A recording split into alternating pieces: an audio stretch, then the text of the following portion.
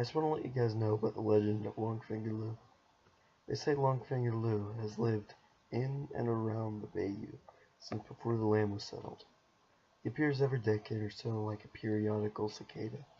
They say he roams the wilderness wearing colorful rags and cheering traveling folk up with his whimsical ways.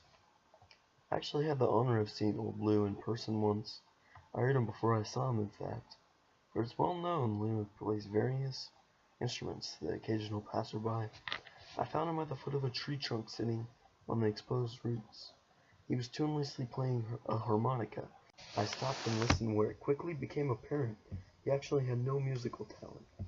He was sliding the harmonica aimlessly across his lips with his disgustingly long fingers, and slathering all over them.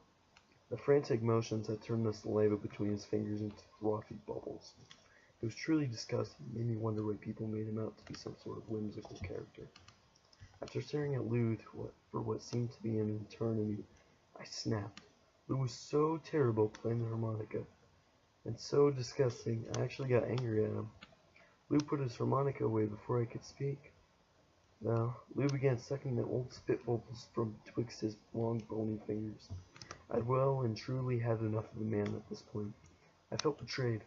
Lou was deep-throating his notoriously long fingers now, extracting as much spit left on them as he could.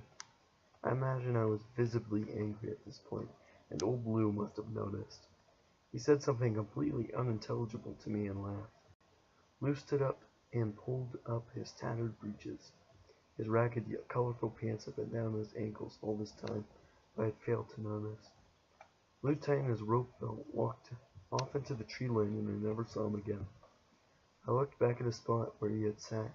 Right there, nestled on the roots, right in front of me, was a perfectly formed shit left by Longfinger Lou. As I made my way back into the wilderness and away from the trees, I could still hear the distant playing of a tuneless harmonica. Sounded like old Lou had unfinished business.